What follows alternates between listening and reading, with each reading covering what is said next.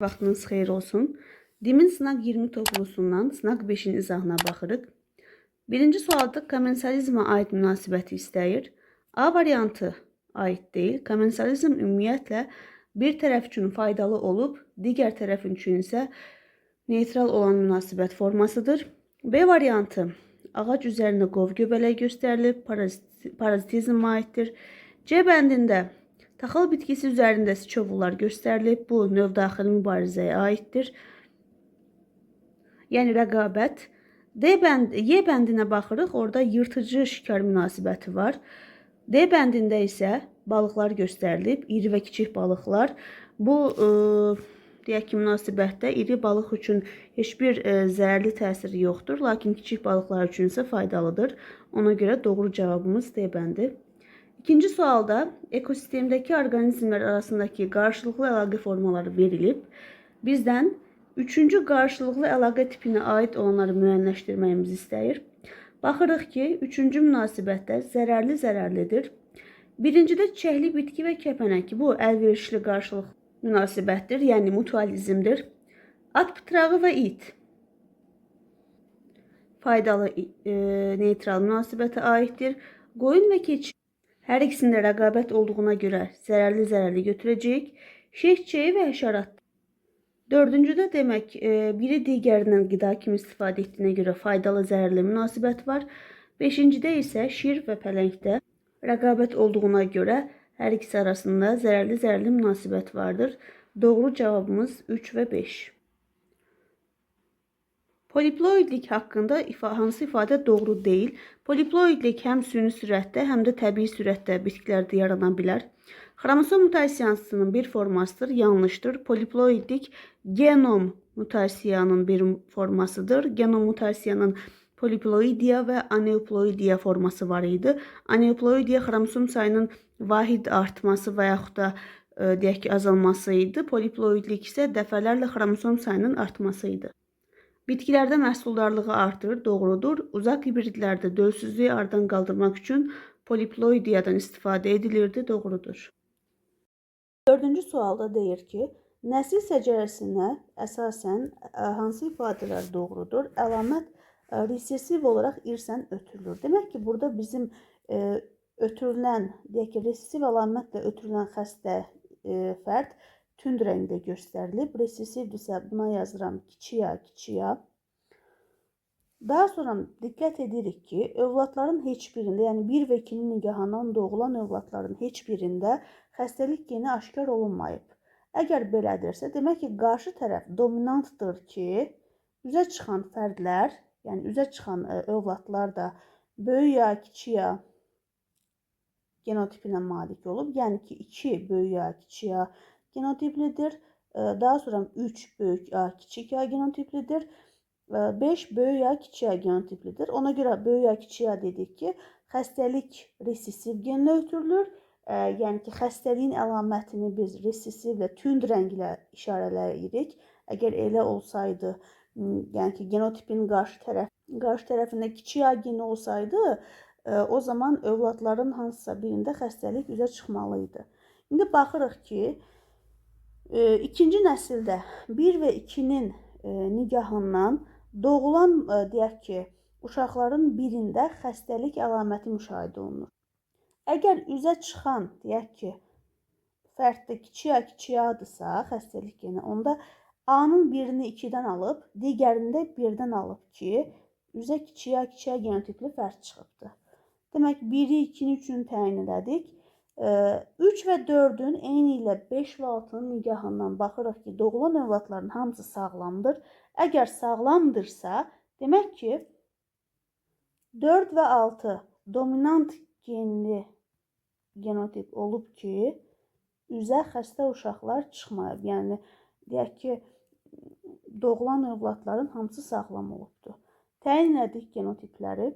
İndi bir-bir variantların hamısını oxuyaraq baxacağıq ki, hansı doğrudur, hansı yanlışdır.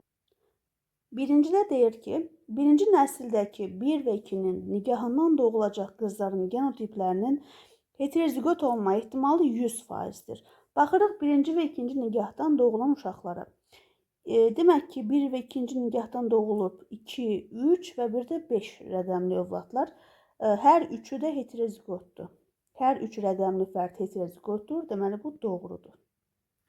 İkincidə deyir ki, ikinci nəsildəki 1 və 2-nin nigahından doğulacaq qızların homozigot olma ehtimalı 2-də 1-dir. İkinci nəsilə baxıram. İkinci nəsildə 1 və 2. Əgər böyük kiçiyə, böyük kiçiyə çarpazlaşması baş veribsə 2-də 1 olmur. Amma yox, böyük A kiçiyanın yerində, məhz burada böyük A olsaydı, o zaman homozigot, yəni alınan fərdlər ya böyük A olmalıydı, ya da böyük kiçiyə olmalıydı. 2-də 1-i deyək ki, homozigot olacaqdı. Ona görə ehtimal ola bilər, 2 də doğrudur. Üçüncüdə deyir ki, ikinci nəsildəki 3 və 4-ün nigahından, yəni bizə lazımdır ikinci nəsildəki 3 və 4-ün nigahından doğulacaq qızların fenotipi. Fenotipcə sağlam olma ehtimalı 50%-dir.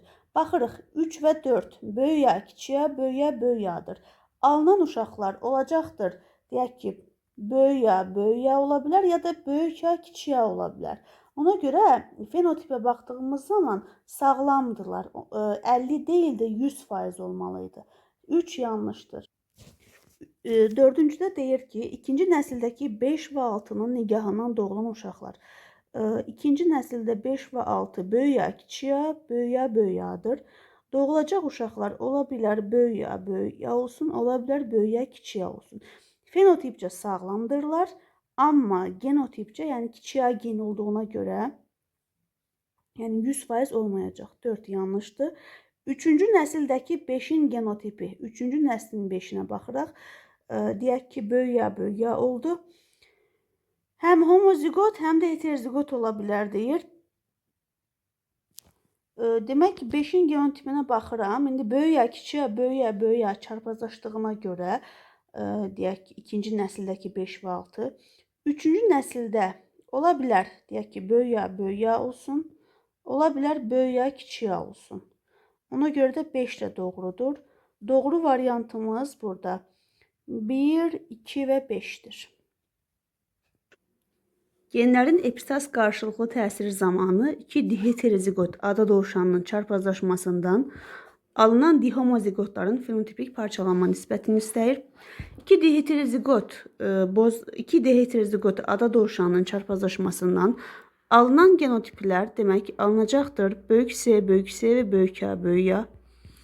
Alına bilər böyük C-lər və kiçik A-lar. Kiçik C və böyük A. Kiçik C və kiçik A. Deməli, əgər böyük C və böyük A var idisə, boz ada dovşanı olur. Böyük C və kiçik A varsa, qara olur. Kiçik C varsa, yanında böyük A və yaxud da böyük kiçik A olmasına asılı olmayaraq, deməli, hər ikisi olurdu ağ. Nisbətini soruşduğuna görə 1 boz, 2 ağ, 1 qara. Yəni B bəndi. 6-cı sualda ekoloji piramidaya aid doğru ifadəni müəyyən edin deyir. Qida zəncirinin bir halqasından digərinə nə qədər enerji, biokitlə və canlı sayının ötürüldüyünü göstərən grafik təsvirdir. Doğrudur. Qida zənciri deyir, yalnız su ekosistemləri üçün tərtib edilir. Yanlışdır. Həm quru, həm də su deyək ki, ekosistemləri üçün tərtib olunur. Yalnız quru ekosistemlər də yanlışdır. Su ekosistemində piramidanın əsasını ali bitkilər təşkil edir. Yanlışdır. İbtidai bitkilər təşkil edir. Enerji piramidası əsasından zirvəsinə doğru getdikcə genişlənir. Əksinə, zirvəyə doğru getdikcə daralır. Doğru variantımız A bəndi. Homozigot qaragöz qadının genotipində bu əlaməti təyin edən genin neçə növ və sayda alleli vardır? Homozigot qaragöz dominantdırsa əgər, o zaman bir deyək ki, növün 2 alleli olmuş olur, yəni ki, A bəndi. Növbəti sualımızda uyğunluğu deyir müəyyənləşdirin. Birə baxırıq, həm gen mutasiyasıdır, həm də autosom dominant tipli mutasiyaları biz buradan seçməliyik. Ağ çəng əlaməti saçın bir hissəsinin ağ rəngli olmasıdır. Genealoji üsul keçərkən biz hansı xəstəliklərin dominant və yaxud da resessiv genlə ötürülməsi haqqında demişdik. Ağ çəng xəstəliyi gen mutasiyası olub, autosom dominant xəstəliyidir, yəni 1A dominant geninə ötürülür. Sitogenetik üsulla cinsiyyət xromosomlarında baş verən ayrılmama nəticəsində baş verən, deyək ki, xəstəlikləri biz öyrənmişdik. Hansı ki, həmin xəstəliklər, mutasiyalar həm autosom, həm də cinsiyyət xromosomlarında baş verirdi. Marfan sindromu və polidaktiliya autosom dominant tipli xəstəlik idi. Eyni zamanda biz Marfan sindromunu da birə götürə bilərik. İkincidə həm gen mutasiyasını istəyir, eyni zamanda autosom resesiv tipli xəstəlik olmalıdır. Albinizm və talasemiya deyə bilərik. Üçüncüdə isə gen mutasiyasıdır, eyni zamanda X xromosomu ilə ilişikli ötürülür. Demək ki, buna aiddir daltonizm. Doğru variantımız D bəndi. İnsan orqanizmində autosom resesiv tipli xəstəlikləri istəyir bizdən. Marfan sindromu autosom dominant tiplidir. Polidaktiliya autosom dominant tiplidir. Hemofiliya geni X xromosomun, deyək ki, X xromosomunda yerləşdiyinə görə aid deyildir. Albinizm autosom resesiv tipli xəstəlikdir. Fenilketonuriya autosom resesiv xəstəlikdir. Bir də talasemiyadır ki, autosom resesiv xəstəlikdir. Yəni doğru variantımız 2 və 4. Vavilova görə mədəni bitkilərin növ müxtəlifliyinin sayını verib, eyni zamanda Şərqi Asiya mərkəzinin növ müxtəlifliyi Y verilib. Əgər biz ümumi müxtəliflikləri 100% işarə etsək, Şərqi Asiyada növ müxtəlifliyi 20% idi. O zaman Y soruşduğuna görə biz 0.2x qeyd edə bilərik. Çünki 0.2x'i 100'ə vurduğumuz zaman bizə Y, yəni 20'ni verir. Doğru variantımız B bəndi. Sənaye miqyasında gen mühəndisliyinin metodları ilə insana xas olan insulinin alınması üçün deyir, insanın insulin sintezini təmin edən genini bakteriyaya köçürmək lazımdır. Hal-hazırda gen mühəndisliyinin əsas hədəflərindən, məqsədlərindən birisi insana aid zülalları sintez edən hüceyrə almaqdır. Bu məqsədlə təbii ki, bağırsaq çöpü bakteriyasından daha çox istifadə edilir. Bağırsaq çöpü bakteriyasına insulin zülalının sintezinə nəzarət edən gen daxil etməklə xeyli miqdarda insulin sintez etmək olur. Demək, doğru variantımız A bəndi. Uyğunluğu müəyyənləşdirin deyir, heterozis verilib və inbreeding. Birinci növbədə qeyd edək ki, heterozis və inbreeding nədir?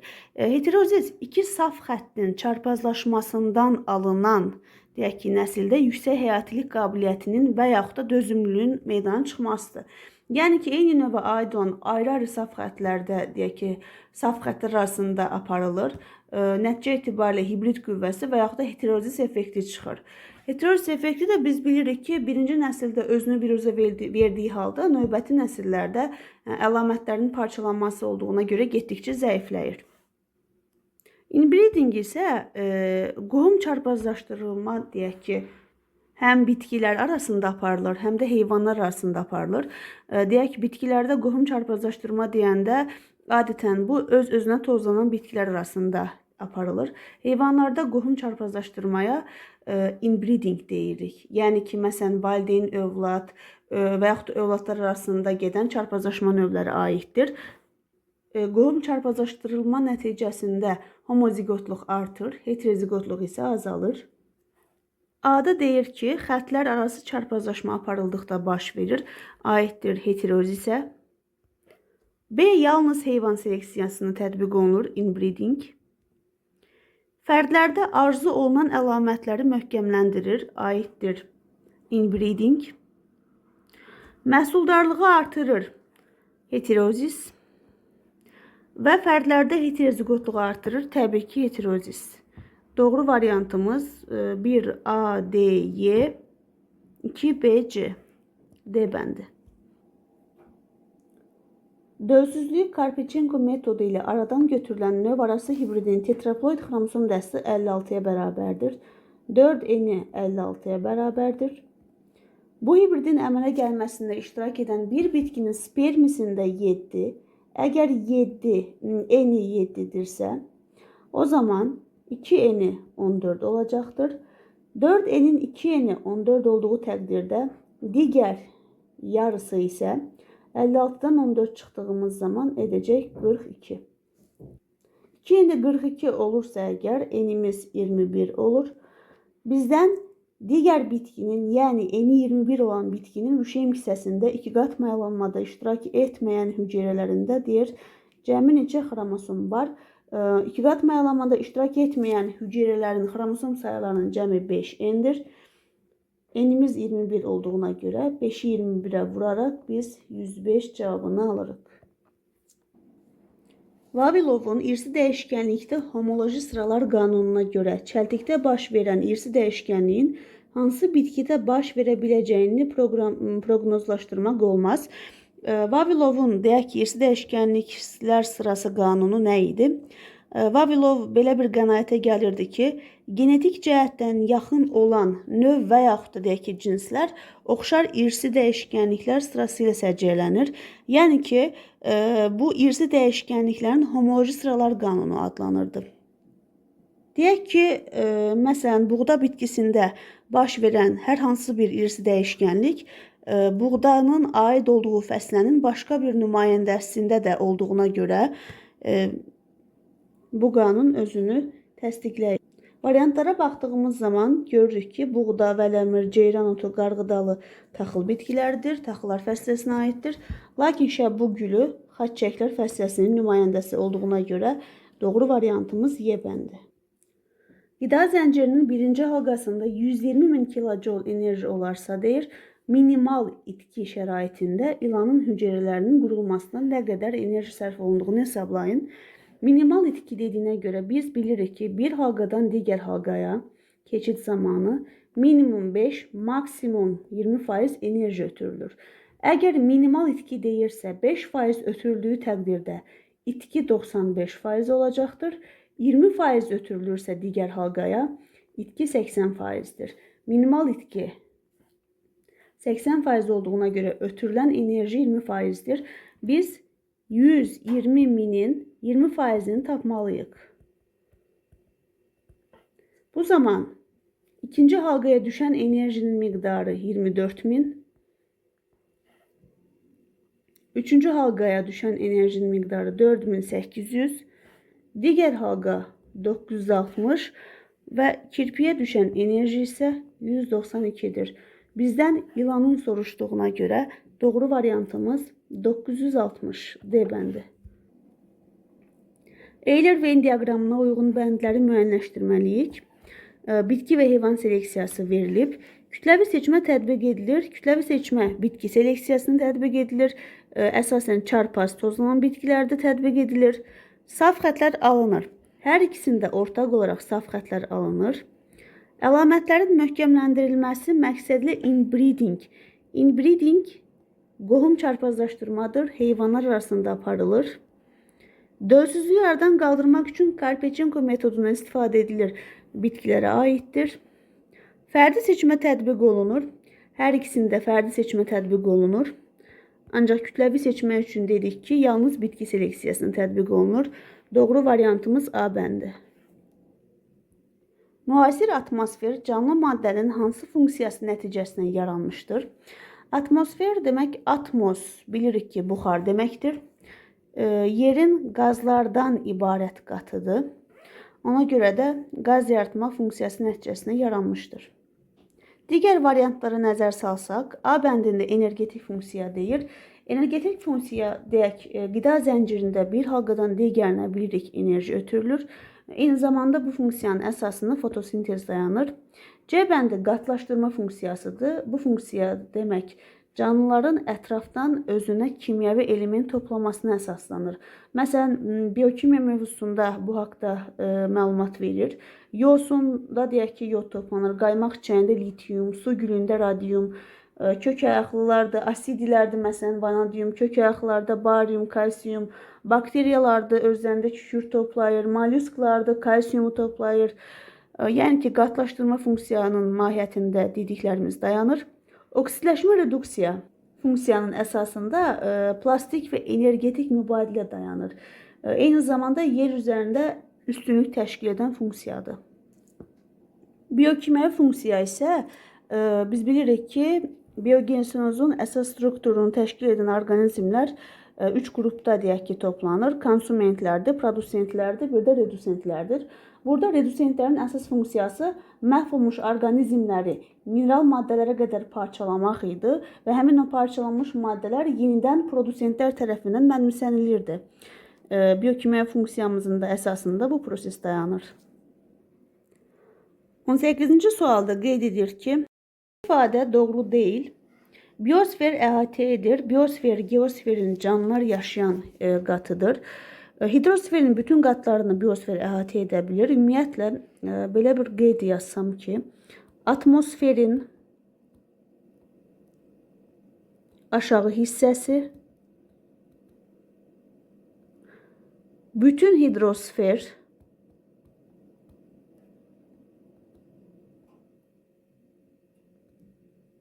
litosferin üst qatı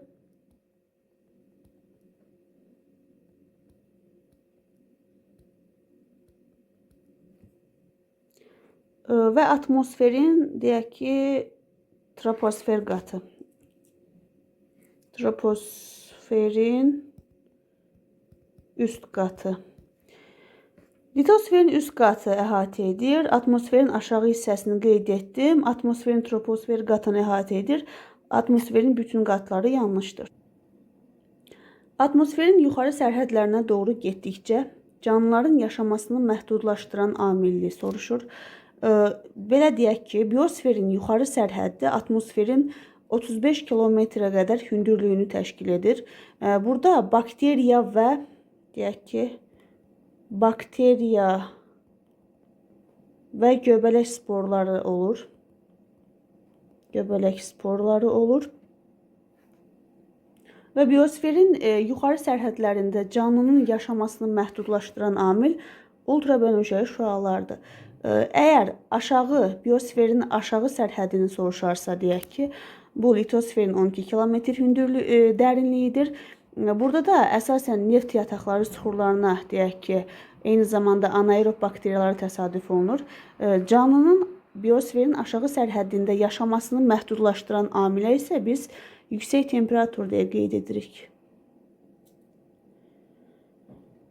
20-ci sualda şəkildəki diaqramda deyir, hansı işarənin yeri dəyişdirilməlidir? Baxırıq.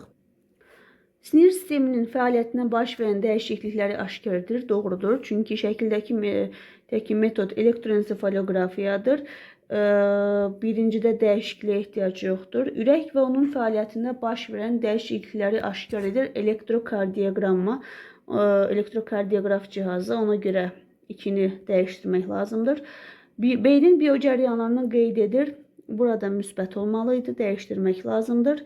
Yəni doğru variantımız 2 və 4-dür. Baş beynin köndələn kəsiklərlə təsvirini almaq üçün istifadə edilir. Kompüter tomografiyasından, ona görə də deyək, orada dəyişikliyin edilməsinə ehtiyac yoxdur. 21-ci sualımızda canlı orqanizmlərin bəzi kimyəvi elementləri ətraf mühitdən özündə toplanması canlı maddənin hansı funksiyasına aiddir? Biz 17-ci sual idi, səhv etmirəmsə, orada onun haqqında danışdım. Bu qatlaşdırma funksiyasıdır. B bəndi. Hüceyrə mühəndisliyi haqqında doğru ifadələri müəyyən etməliyik. Həm bitki, həm də heyvan hüceyrələrində istifadə edilir. Doğrudur. Bitkilərdə xromosom sayının dəyişdirilməsinə əsaslanır. Bu, xromosom deyək ki, mühəndisliyinə aiddir. Bir orqanizmdə olan genin başqa bir orqanizmə köçürülməsi gen mühəndisliyidir. Cinsi yolla çoxalması mümkün olmayan hibridlərin alınmasını təmin edir. Hüceyrə mühəndisliyidir. Qeyd etmişdik ki, bu metodla alma, albalı, kartof, pomidor bitkilərin deyək ki, eyni zamanda limfositlərin xərçəng şih hüceyrəsi ilə hibridləri alınmışdır. Yəni bunu biz öyrənmişik biotexnologiya mövzusunda. Plazmidlərdən istifadə edilir. Yanlışdır. Ümumiyyətlə plazmidlər öz-özünü kopyalaya bilən xromosomun ayrı bir DNT hissəsinə deyirik. Əksərən bakteriyalarda olur, amma bəzən eukaryotlarda tapıla bilir. Doğru cavabımız 1 və 4. Mavi toyuq və mavi xoruzların çarpazlaşdırılmasının 4 qara cücə alınıb. Alınan nəsildə neçə cücənin valideyninin fenotipinə malik olmasıdır ehtimal olunur. Ağ rəngli xoruzla qara rəngli toyuq çarpazlaşdığı zaman mavi rəngli toyuq və xoruz alınır. Deyək ki, mavi rəngli, yəni bu qeyri-tam dominantlıq olduğuna görə mavi rəngdə alınır. Mavi toyuq və mavi xoruz çarpazlaşdırıldığı zaman alınır. Böyüyə böyüyə, 2 dənə böyüyə kiçiyə və kiçiyə kiçiyə. Alınan fərdlərin 4də 2-si mavi rəngdədir. Bizdən soruşur ki, 4 qara cücə alındığı təqdirdə, 4 qara cücə alındığı təqdirdə valideynə oxşar genotipi soruşur. X ilə işarə etsək, 2 deyək ki,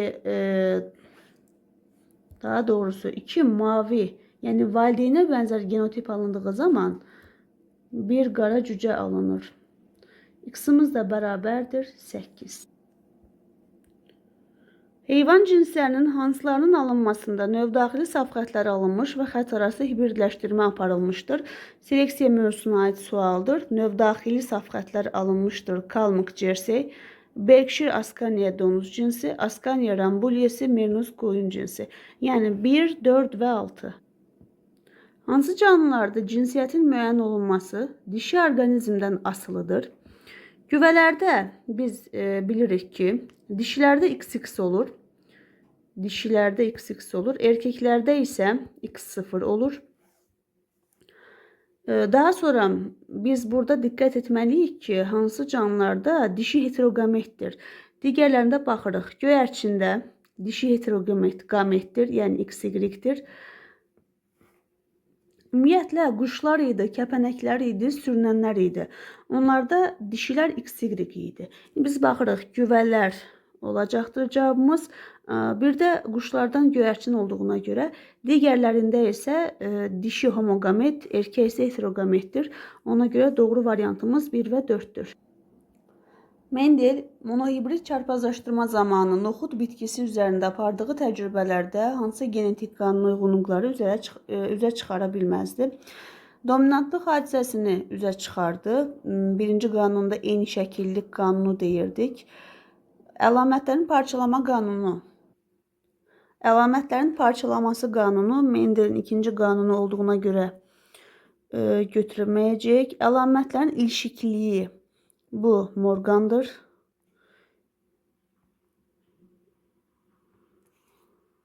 İlişikli irsiyyət Morgan tərəfindən araşdırıldığına görə 3 aid edilməyəcək. Qametlərin saflığı hipotezi aid deyil. Ümumiyyətlə, qametlərin saflığı hipotezi nədir? Diploidlərdə, diploid orqanizmlərdə qametlər bilirik ki, haploid olur. Haploid olduğu təqdirdə allellərdən təkcə birini daşıyır. Yəni ki, haploid hüceyrələr heterozigot genotipli olmur.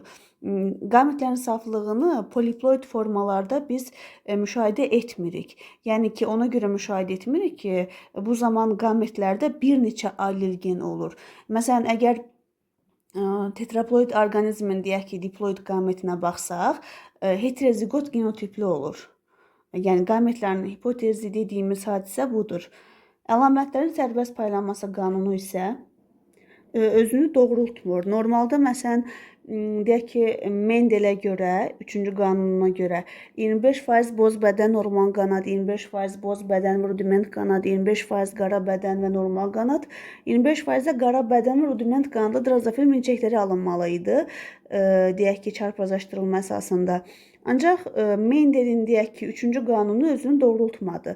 Orada qeyri-allel genlər eyni xromosomda yerləşdiyinə görə, yəni onların birgə irsən keçməsi ilişikliyi sayəsində sərbəst paylanma qanunu özünü doğrultmur. Ona görə biz burada 5-i də götürəcəyik.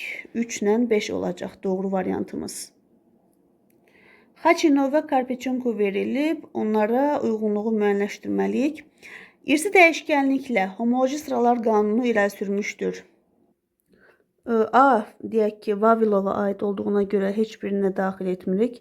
Bitki seleksiyasına dölsüzlüyü aradan qaldırmaq üçün poliploidlikdən istifadə etmişdir. Təbii ki, aid olacaqdır Karpechenkoya. Yazıram 2-yə B. Daha sonra vətəni mərkəzi Amerika mərkəzi olan bitkinin müxtəlif sortlarını almışdır. Xaçinovdur. Vətəni mərkəzi Amerika mərkəzi olan bitkinin müxtəlif sortları. Bəli. Məsələn, qarğıdalının müxtəlif sortlarını almışdır. Qarğıdalının seleksiyası ilə məşğul olan da Xaçinov olub. Hibrid fərddə dominantlığı idarə etmək üçün mentor metodundan istifadə edən Miçurindir. Ümumiyyətlə, meyvə bitkilərin seleksiyası ilə məşğul olan Miçurin olmuşdur. Heç birinə aid deyil. Vətəni Aralıq dənizi mərkəzi olan bitkinin seleksiyası ilə məşğul olmuşdur. Bu da aiddir Karpechenko. Karpechenko turp kələm hibridi ilə məşğul olmuşdur. Onların seleksiyası ilə. Ona görə də Y variantını Karpechenkoya qeyd edirik. 1C, 2B, Y. Situasiyada yerüstü zoğların şəkil dəyişməsi olan bığcıqlar bir sıra bitkilər kimi çelə bitkisi üçün də xarakterikdir deyə qeyd edir. Məlumdur ki, bığcıqları əmələ gətirmək xüsusiyyəti iki dominant genin qarşılıqlı təsirindən asılıdır. Hansı genotipli bitkilərin bığcıq əmələ gətirdiyini söyləmək olar. Demək ki, biz bu sualı qeyri-allel genlərin qarşılıqlı təsirində komplementar təsir haqqında məlumatımız var. Həmin bu komplementar təsirdə deyirdik ki, qeyri-allel dominant genlərin qarşılıqlı təsiri nəticəsində valideyndə olmayan yeni bir əlamət meydana çıxar. Yəni ki, əgər genotipdə deyək ki, dominant gen yalnız bir allel cütündə olurdusa, ağ rəngli olurdu həmin genotip. Yox, əgər hər iki cüt alleldə olurdusa, qırmızı rəngli çiçəklərə malik bitkilər alınırdı. Komplementar təsirdə deyək ki, bunu xatırlayaq.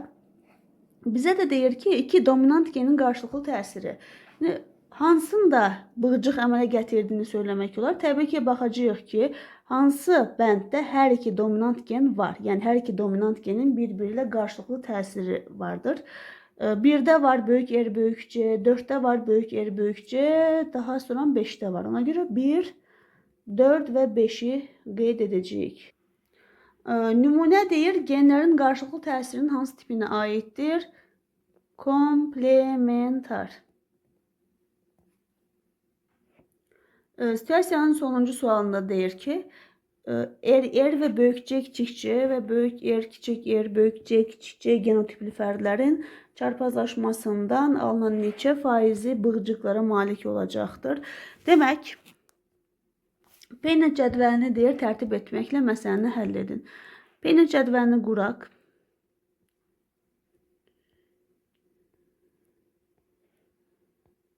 Aha. Belə bu şəkildə qeyd etsək. Qametləri yazırıq. Kiçik R, kiçik R, böyük C, kiçik C'nin qametlərini yazıram. Peynet cədvəlimizi qurdu. Burada deyək ki, kiçik R, böyük C, kiçik R, kiçik C qametlərdir və eyni şəkildə yuxarıda ikinci genotip 4 tip qamet verir, birinci genotip 2 tip qamet verir. Bizə deyir ki, neçə faizi bığcıqlara malik olacaqdır. Yəni ki, bizə lazımdır böyük R və böyük C olanlar. Demək, 1, 2 və də ki, 3. Ümumi alınıb 8 dənə genotip. Bu 8 genotipi biz əgər 100% olaraq deyək ki, qeyd etsək, o zaman 3 fərdə X. Buradan da alacağıq 37,5%.